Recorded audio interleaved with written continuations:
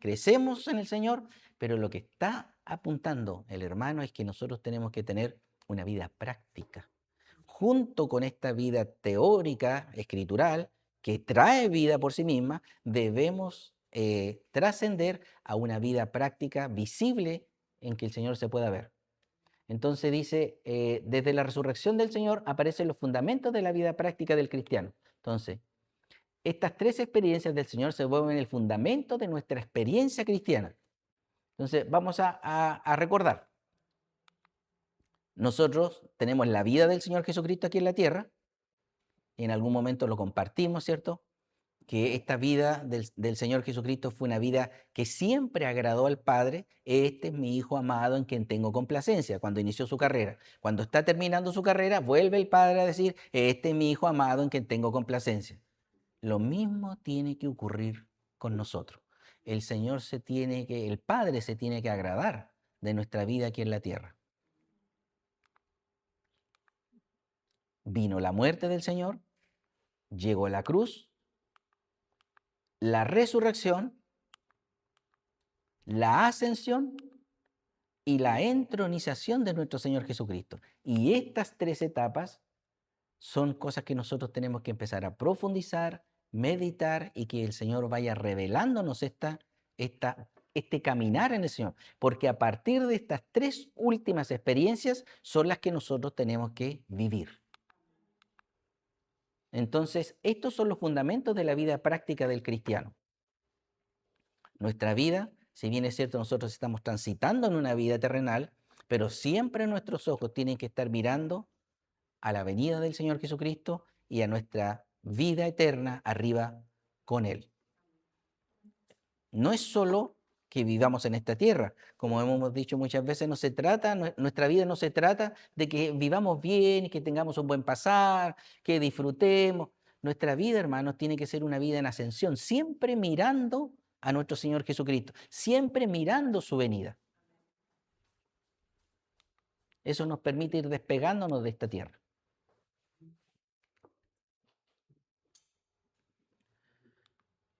Entonces la ascensión no es solo una cuestión contemplativa.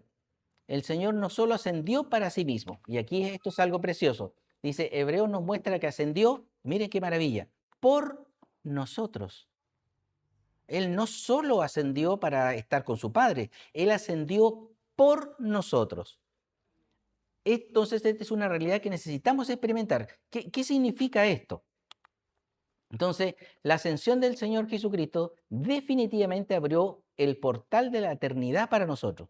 Nosotros vivimos en esta tierra y no teníamos ni una posibilidad de acceder al trono de nuestro Dios.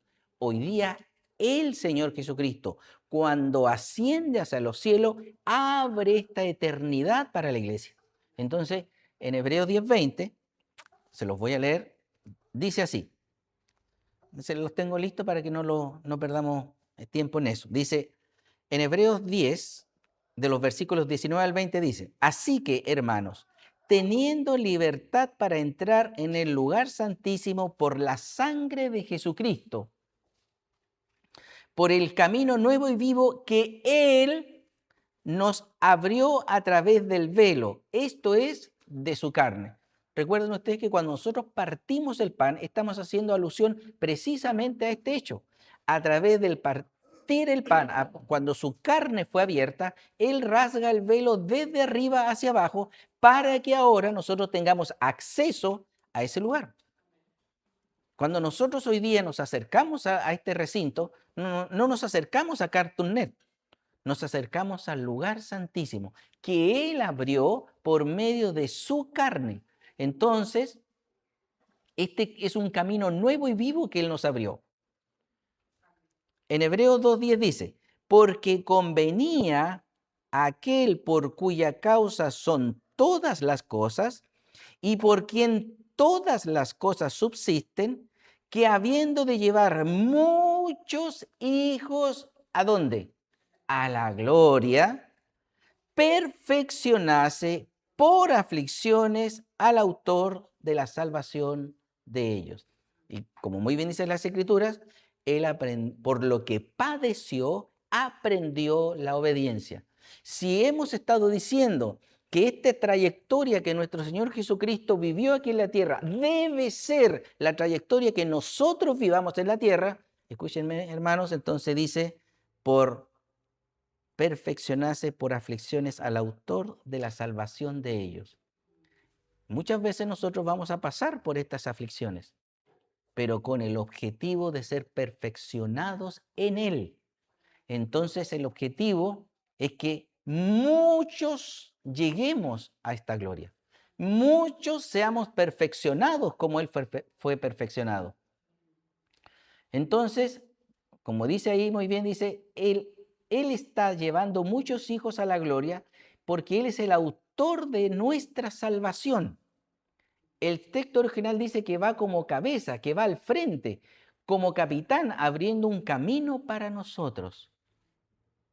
Porque, como hemos dicho también, hermanos, este caminar cristiano no es un caminar de peso. Qué terrible estar en el Señor, qué aflicciones más grandes, qué tristeza. Absolutamente equivocados. Este es un camino, como muy bien dice las Escrituras, de gloria en gloria, de victoria en victoria. Y lo que tenemos que descubrir es precisamente esto. Si Él va delante de nosotros, abriéndonos un camino, entonces los que vienen detrás vienen. Es como si en la selva, ¿cierto?, fuera alguien delante de nosotros con un machete abriéndonos camino. Es exactamente lo mismo. Todas aquellas adversidades, todas aquellas tremendas dificultades, el Señor las va despejando, porque Él ahora está con el Padre para interceder por nosotros, porque su objetivo es llevar muchos hijos a la gloria. Ese es su objetivo. Cuando Él asciende hacia los cielos, lo que busca es que todos nosotros estemos con Él arriba. Y va a conseguirlo. Entonces, la pregunta es, ¿cómo podemos entrar entonces? Dice, en espíritu y en verdad.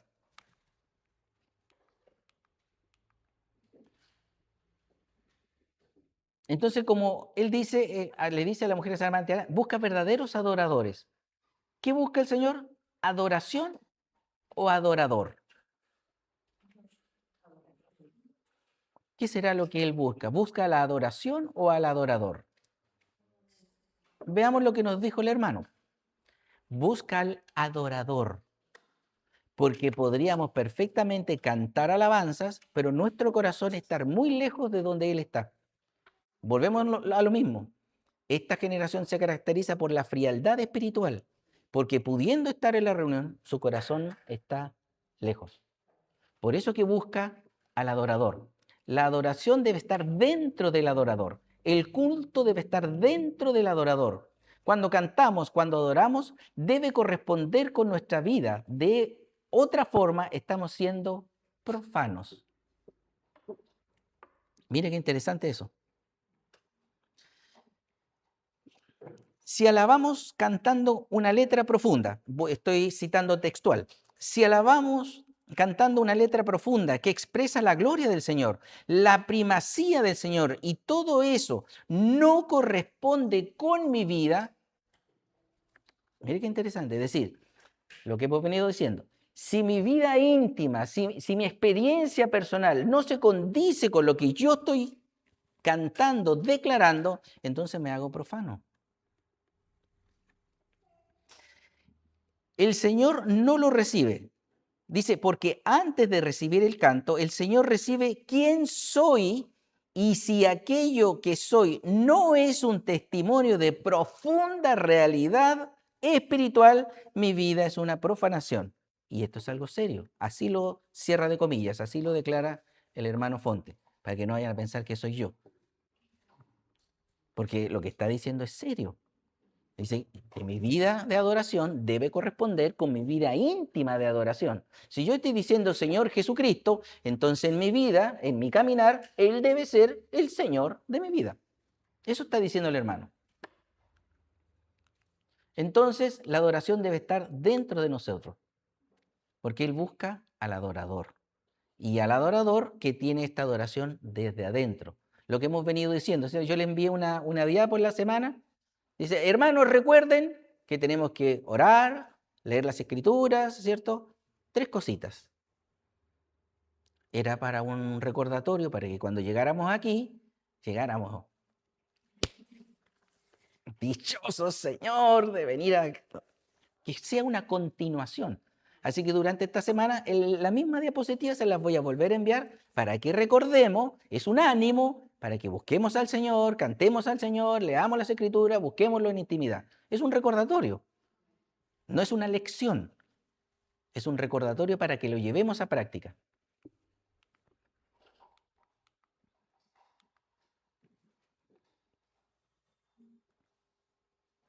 Y voy a ir cerrando porque ya se me pasó la hora.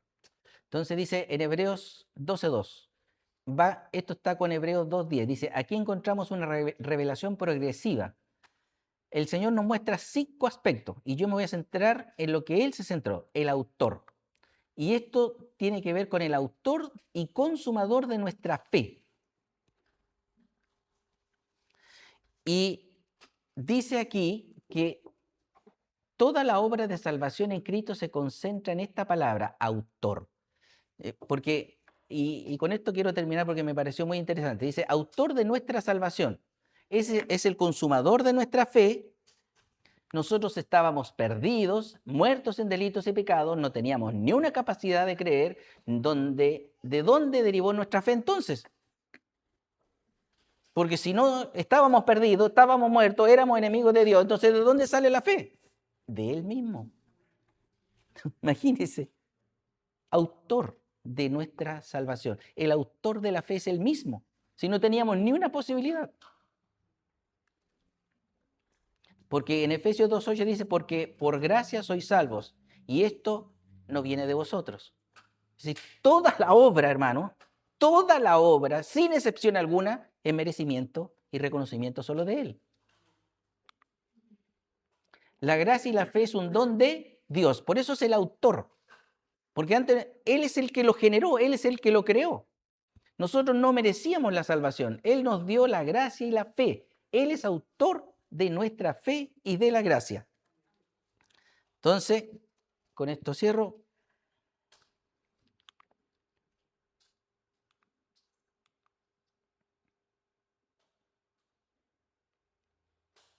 Entonces, esta obra es obra de Él. Voy a cerrar con este ejemplo. Déjenme buscarlo.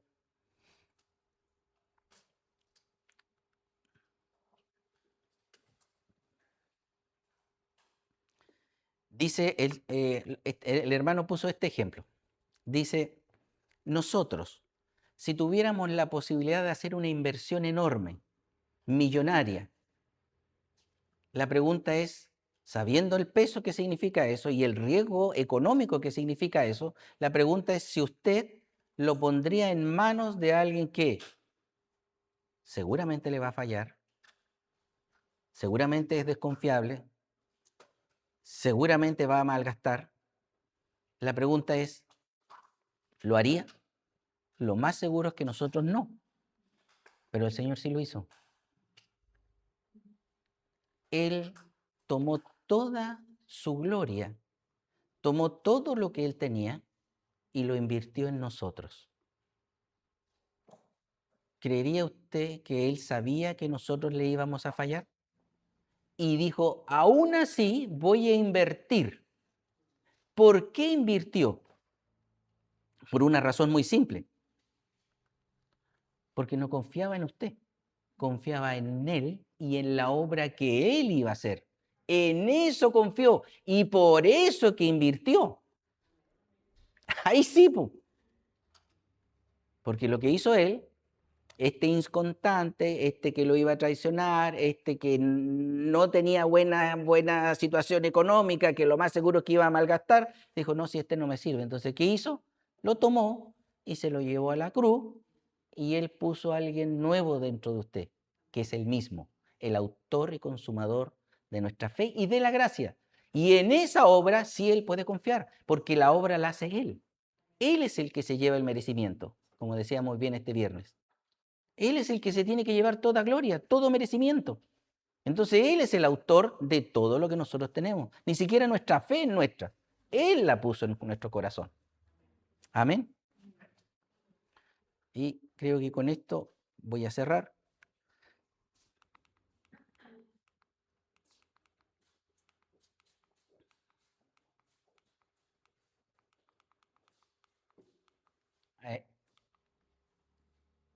Aquí está, fíjense ustedes, para ir cerrando. Dice las Escrituras que Él es nuestro fiador. Es una especie de que, por ejemplo, usted compra, pero Él es el que pone el cheque. Los que llevamos algunos años más de vida conocemos los cheques. No sé si la mayoría conocen los cheques aquí. Y antiguamente era re fácil que usted pusiera un cheque y la gente lo iba a cambiar al banco y no había fondo. Este fiador, este cheque en garantía es Cristo. Es Cristo mismo. Entonces, por eso que Él puede depositar su misma persona en nosotros. ¿Por qué? Porque Él es el fiador, es el garante de este nuevo pacto. Es decir, que no depende de la obra que usted haga, sino la obra que Él va a hacer. Por eso Él es el fiador, porque dijo, yo estoy seguro que ustedes me van a fallar, pero yo no. Entonces, lo que Cristo va haciendo es que Él toma el riesgo de esa deuda, porque usted era deudor, Él la asumió y la pagó. Ya pagó la deuda, Él ya sabía que usted iba a fallar y aún así dijo, yo voy, porque yo creo en la obra que yo voy a hacer en la cruz del Calvario. Cristo se puso como garante entre Dios y los hombres. Él es el cheque. Cristo se responsabilizó en nuestro lugar para la completa realización del nuevo pacto. Él dijo, ¿saben qué? Juan Esparza no sirve, pero aún y con todo yo voy por él, porque la nueva obra la estoy garantizando yo, el Señor Jesucristo.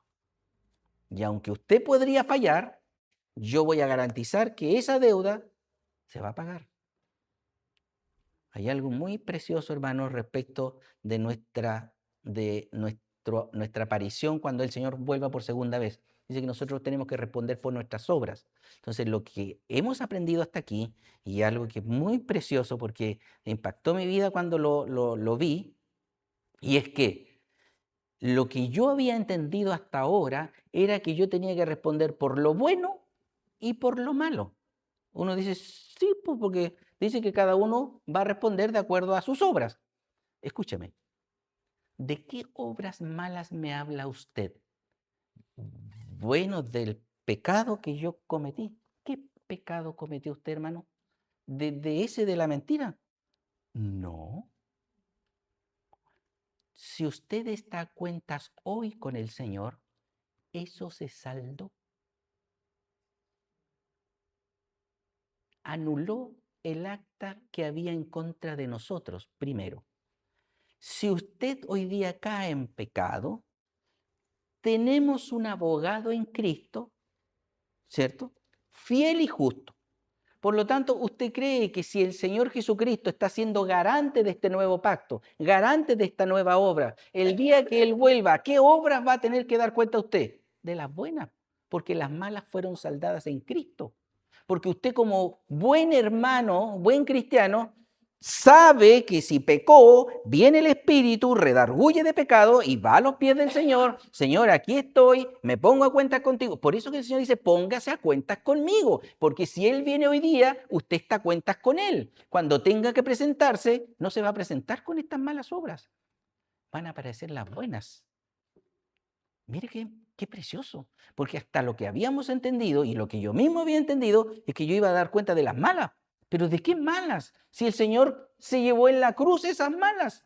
Y las que yo podría haber caído en algo malo, lo tengo a cuenta porque la sangre me ha limpiado. ¿O no? Entonces, ¿de qué malas obras voy a dar cuenta ese día? Si Él ya me limpió de las que yo había hecho y si hay algo pendiente, me pongo a cuentas con Él.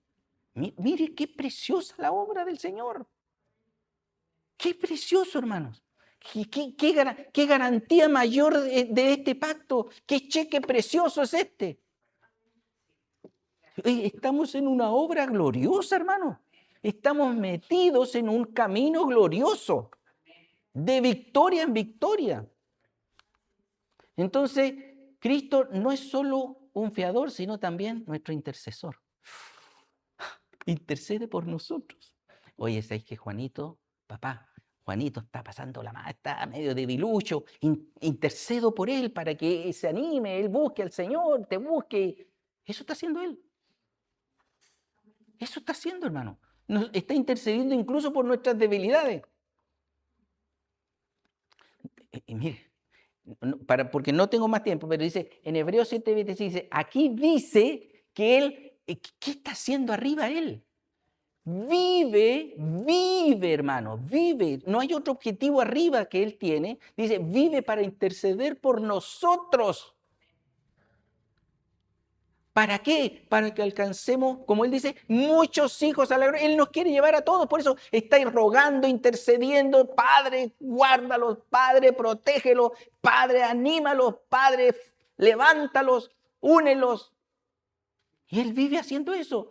Mire, por nosotros, no solo murió por nosotros, sino que vive para interceder por mí y por ti. Está arriba el Padre. Qué precioso que Él se fue. Gracias, Señor, porque se fue.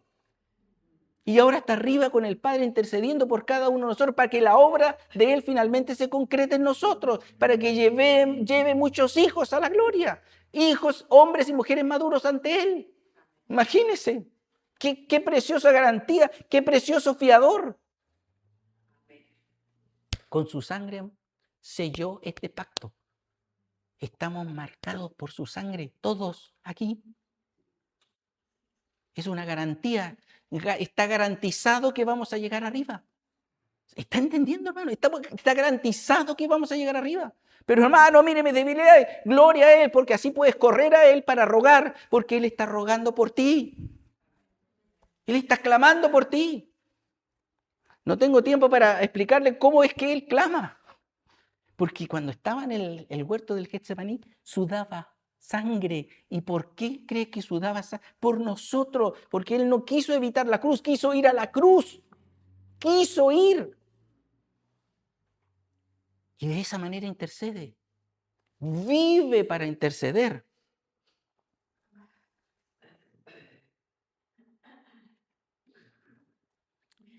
Amén.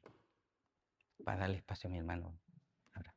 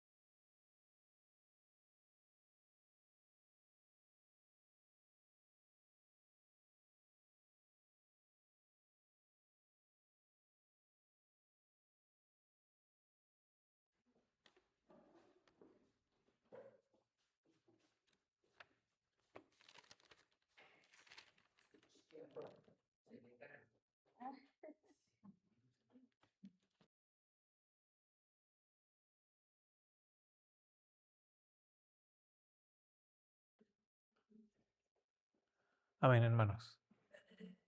Vamos a seguir exponiendo la presentación del hermano de Retiro de Loncura, segunda sesión, segunda parte.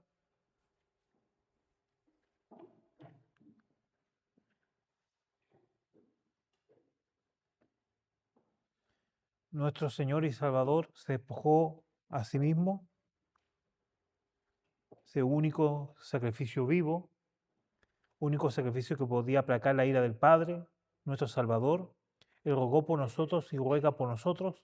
Es el intercesor, como decía nuestro hermano, y él oró, Padre, perdónanos porque no saben lo que hacen. Esa oración nos cubrió a todos. El Señor dijo, hágase tu voluntad. Se despojó a sí mismo. Era un sacrificio vivo, el único sacrificio que podía aplacar la ira del Padre, que podía salvarnos.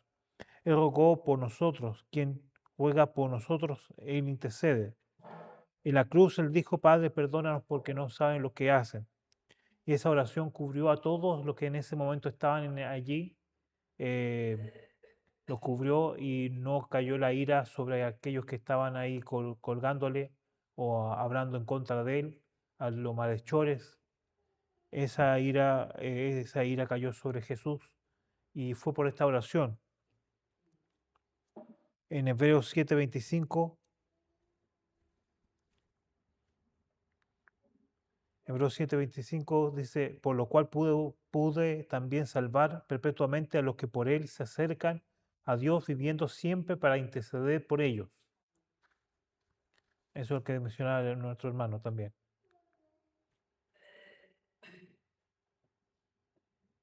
Juan 17:1, estas cosas hablaron Jesús, perdón, ahí. Estas cosas habló Jesús y levantándose los ojos al cielo, dijo, Padre, la hora ha llegado, glorifica a tu Hijo para que también tu Hijo te glorifique a ti.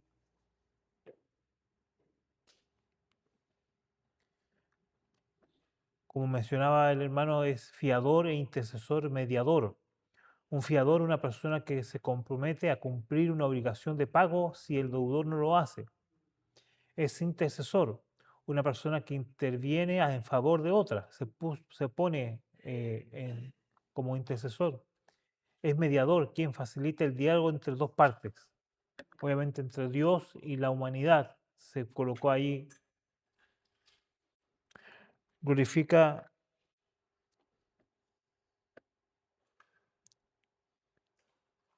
a tu Hijo para que tu Hijo te glorifique, te glorifique. Él clama por nosotros para que el creyente vaya de gloria en gloria.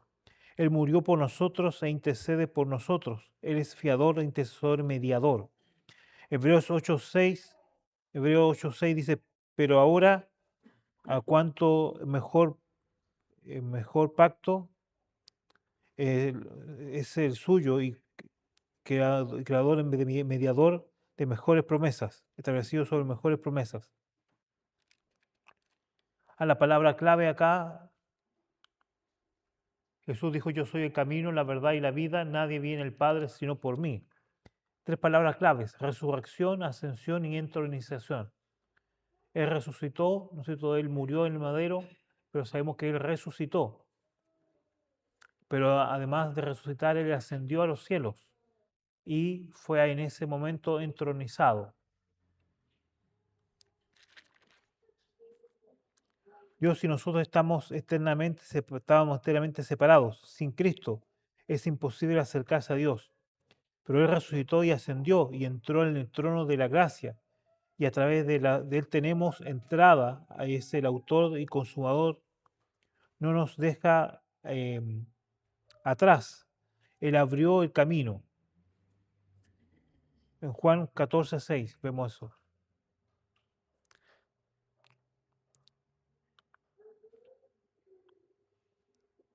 Él vive para interceder por nosotros. Colosenses 3:1. Si puedes haber resucitado con Cristo, buscar la cosa de arriba, donde está Cristo sentado a la diestra de Dios. Hebreos 6:17, por lo cual queriendo Dios mostrar más abundantemente a los herederos de la promesa la inmutabilidad de su consejo, se te puso juramento. La vida cristiana es una vida redimida, de aquellos que nacieron de nuevo, no una religión, ¿ya? La vida cristiana se vive como personas redimidas, hemos sido redimidos por la sangre de Jesús, no una religión. Entonces debe haber una diferencia, como se había mencionado antes, debe haber una diferencia entre el cristiano que vive una vida ligada en el espíritu, aquellos que viven una vida religiosa, que viven una práctica habitual, una práctica común, pero sí la vida de Cristo. Tenemos que mirar esa salvación porque está basada en promesas superiores. Hebreos 16:7.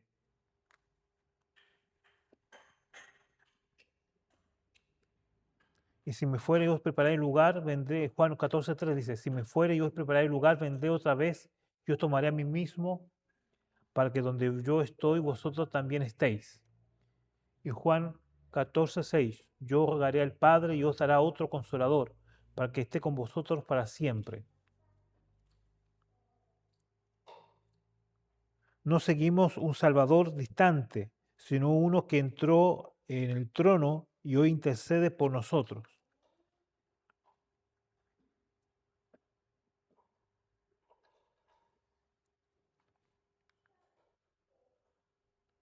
1 Corintios 3, 16, 17. ¿No sabéis que sois templo de Dios y que el Espíritu Santo mora en vosotros? Si alguno destruye el templo de Dios, Dios le destruirá a él, porque el templo de Dios, el cual sois vosotros, santo es. Amén. Entonces debemos vivir conforme a la voluntad del Señor, vivir una vida consagrada porque somos templo de Dios. Y Él vive, Él habita en nosotros. Y debemos obviamente cuidar este templo, que es nuestro cuerpo. El tabernáculo. El tabernáculo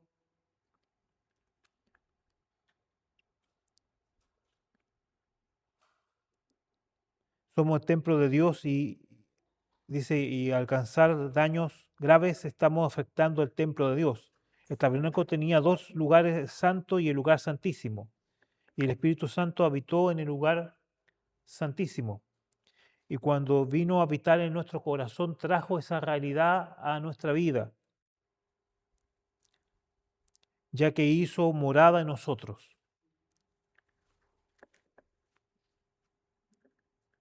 El lugar santo y el lugar santísimo de ese Espíritu Santo siempre habitó en el lugar santísimo y cuando vino a morar en nuestros corazones, trajo la realidad de ese lugar en nuestra vida, ya que hizo morada en nosotros. Los redimidos tenemos un santuario interno por el cual tenemos comunión. Escuchamos la voz de Dios y también donde Dios se manifiesta plenamente, donde se revela.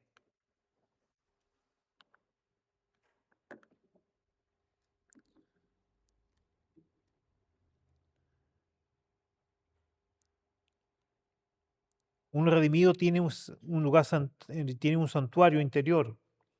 El Espíritu tiene tres compartimientos: la comunión, la voz de Dios y la manifestación plena de Dios, donde Él se revela. Muchas veces no entendemos por qué hemos corrompido el santuario, pero muchas veces vivimos a través de una forma natural o aún en una forma carnal la vida cristiana. Si usted está corrompiendo el santuario, no va a vivir una vida profunda, sino una vida plana o chata, como mencionó ahí.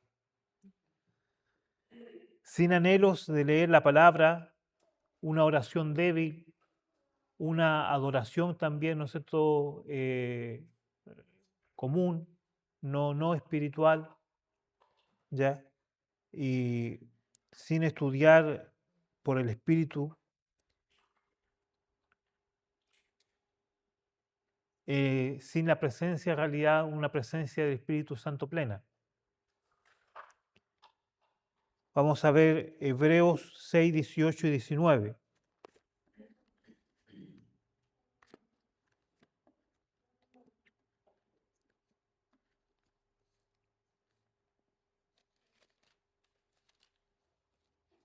Hebreos 6, 18 y 19 dice, para que por todas las cosas inmutables, de las cuales es imposible que Dios mienta, tengamos un fortísimo consuelo, lo que hemos acudido para asirnos de la esperanza puesta delante de nosotros, la cual tenemos como segura, firme ancla del alma y que penetra hasta dentro del velo.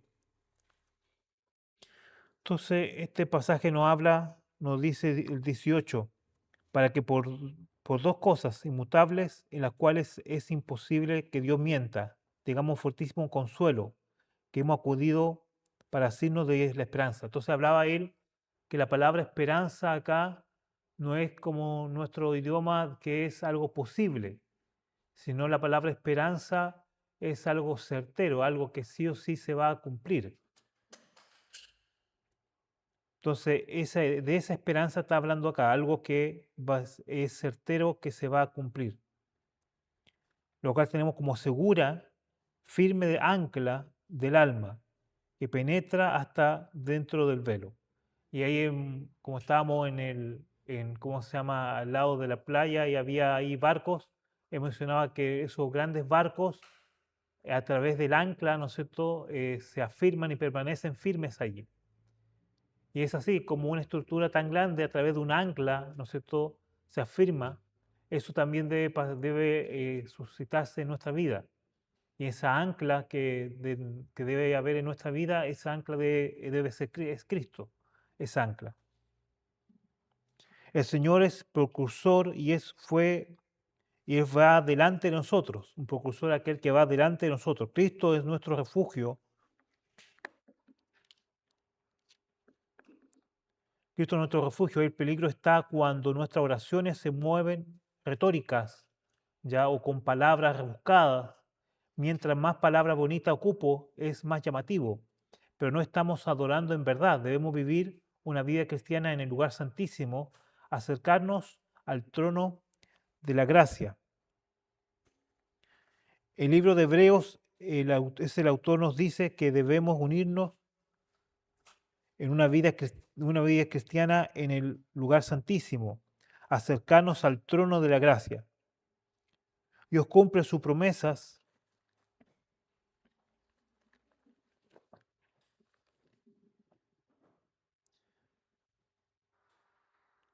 Dios cumple sus promesas. Dios cumple sus promesas como lo hace, perdón, su esperanza trae con seguridad, certeza, ya que estamos afirmados en una esperanza viva. Hebreos 6:18 dice, para que por dos cosas inmutables, la cual, bueno, lo que leíamos recién, imposible que Dios mío tenga fortísimo consuelo, eso ya lo vimos. Ahí está, ahí vamos. Él cumple sus promesas. El autor de Hebreos dice que escribirá su ley en nuestros corazones. Olvida nuestra iniquidad, como mencionaba el hermano, Él olvida nuestros pecados, ya, Él ya no se acuerda de ello y trae esperanza, seguridad.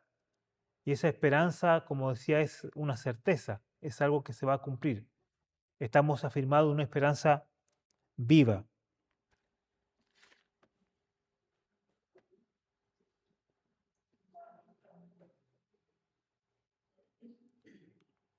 Hebreos 10:19. Así que hermanos, teniendo libertad para entrar en el lugar santísimo por la sangre de Jesucristo.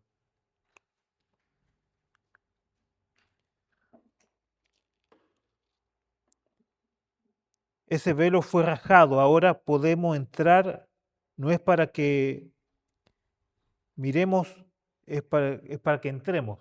¿Ya? Ahora podemos entrar a ese lugar santísimo. No es para que veamos desde afuera, ¿ya? O contemplemos desde afuera, sino la idea de Él es que podamos entrar a ese lugar santísimo y poder habitar allí. Y que Él, cuando Él vino a morar en nuestros corazones, cuando el Espíritu Santo vino a morar en nuestros corazones, trajo esa realidad a nuestra vida, trajo esa realidad. Y es así como debemos vivir la vida cristiana. Jesús es nuestro refugio y Él está intercediendo para que su vida sea, la tuya. Después de escuchar todo esto, después de haber escuchado todo esto, lo que decía él, ¿acaso podemos vivir una vida cristiana mediocre, una vida cristiana plana, ¿no es cierto? La respuesta es no, ¿no es cierto? No podemos vivir una vida, no podemos permanecer indiferentes, ¿ya? Nuestro llamado es una vida cristiana triunfante, una vida cristiana abundante. Esa es nuestra vocación o nuestro llamado. Obviamente esto debe marcar nuestro testimonio, nuestra vida cotidiana debe estar marcada por esta realidad. Debe haber un testimonio distinto en nuestro diario vivir, en lo que hacemos, en nuestro trabajo, donde estemos. Nosotros debe haber un testimonio que muestre una vida diferente. ¿Qué conversión hemos recibido? ¿Una religiosa? Esa es la pregunta. No, no hemos recibido una conversión religiosa, sino el deseo de Dios es que vive una vida espiritual. ¿Ya? No, Él no quiere una conducta apropiada, cotidiana, marcada por una religiosidad, sino Él quiere que esa vida de Él se manifieste en nuestra vida. Que el Señor nos examine, que nos muestre nuestra realidad. Debemos pedir al Señor que Él examine nuestros corazones, examine nuestra vida y nos muestre cuál es nuestra realidad, para de esa forma poder tener un cambio en nuestra vida y que Él se revele a nuestros corazones, Él se muestre a nuestros corazones. La realidad es que estamos viviendo un tiempo de apostasía y enfriamiento espiritual, como mencionaba el hermano. En este tiempo, la mayoría, la realidad es esa, con todo el trajín que hay en el mundo del trabajo y todas las cosas que vivimos a diario, muchas veces la excusa es no tenemos tiempo. Pero en realidad sí podemos hacernos el tiempo para poder tener una comunión con el Señor, para poder tener una vida cristiana triunfante, una vida cristiana abundante. Cristo es el principal de nuestra salvación a pesar de nosotros.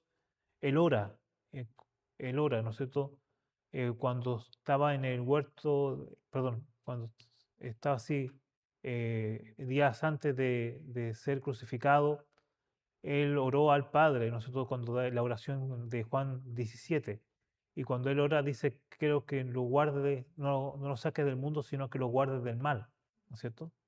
Entonces Él oró por nosotros. Y Él intercede también a la presencia del Padre por nosotros. Cristo es la principal de nuestra salvación, a pesar de nosotros Él ora. Que el Señor nos ayude, ¿no es cierto?, en esto. Y eso más o menos lo que es un resumen. Obviamente es un resumen de lo que se compartió ese día. El ánimo es que puedan ver el video y puedan sacar de ahí o más del mensaje que se compartió. Ya hay varias cosas llamativas, nos habló del nombre de Melquisedec y nos habló de qué significaba incluso cada letra del nombre de Melquisedec. Hizo ¿cómo se llama? Una interpretación de cada palabra, de cada letra, mejor dicho, del nombre de Melquisedec. Perdón, y que llama la atención lo que él dijo. Pero eso, la idea es que quede ahí un gustito a poco para que puedan obviamente ver el video. Oremos al Señor. Señor, eterno Padre, a ti acudimos. Te damos gracias por este día. Damos gracias por esta oportunidad que hemos tenido de poder transmitir lo que nuestro hermano Luis Fonte compartió en este retiro. Que tú nos ayudes a poder ver la vida cristiana de otra manera, de verla como tú quieres que la vivamos, una vida abundante, una vida plena, una vida no religiosa, es una vida espiritual, guiada por el Espíritu Santo. Señor, tú has enviado el Espíritu Santo a morar en nuestros corazones y tú quieres que manifestarte a través de Él en nuestra vida. Señor, que entendamos que ese lugar santísimo, que es nuestro espíritu, y tú quieres llenarnos para vivir una vida de acuerdo a tu voluntad. Ayúdanos en esto, Señor. Te rogamos, te lo pedimos, en el nombre de Cristo Jesús. Amén.